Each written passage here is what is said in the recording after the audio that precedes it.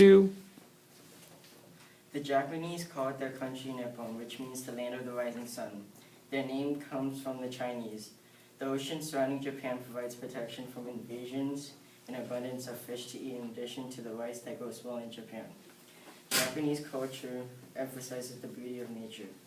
Shinto, the traditional polytheistic religion, expresses those values. It's based on having respect for nature and ancestors. They also believe that things such as plants, rocks, and animals have souls. Buddhism, which began in India, was spread to Japan by its closest neighbors, the Chinese and the Koreans. With the Chinese being the most influential to Japanese culture, another religion in Japan was Zen.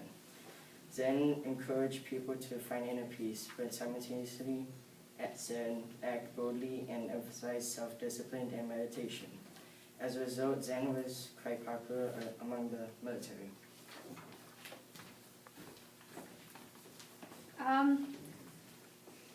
Japan was governed by clans, which were groups of families related by a common ancestor. The first emperor of Japan was from the Yamato clan, who claimed to be descendants of the sun goddess. Although the emperor was human, he was treated like a god. Even though the emperor seemed to have all the power, Japan was basically controlled by the wealthy and noble people.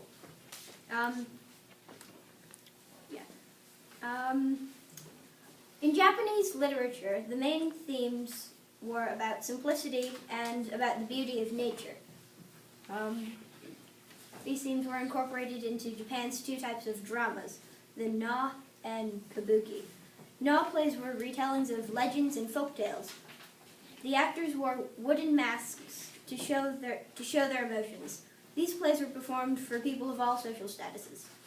Kabuki plays were more informal than the Na plays, and they had the average citizen as the main characters. These actors wore heavy makeup and elaborate costumes. And what is considered by many to be the first modern novel, The Tale of Genji, was written in Japan by Lady Murasaki Shikibu.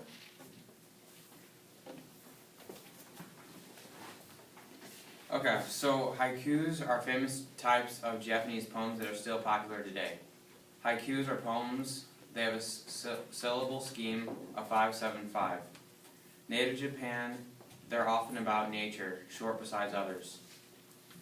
And the great poet Matthew Basho, who lived in the 1600s, wrote, "An old silent pond, into the pond a frog jumps, splash, silence again."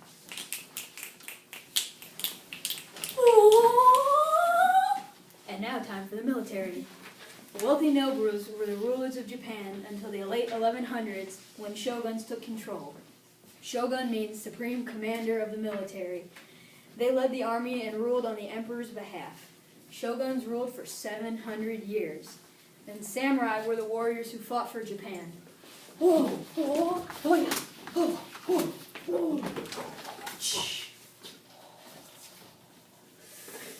Samurai were loyal and fearsome warriors who fought till the death. They lived by Bushido, which called for honor, loyalty, and bravery. Later, in the mid-1500s, Oda Nobunaga, a powerful daimyo, took power. He died in 1582, and Toyotomi took his place as ruler of Japan until his death in 1598.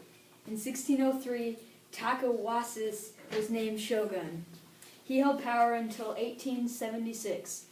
After Towagas, Ieyasu took power and drove Japan into isolation from the world until the 1850s. Thank you.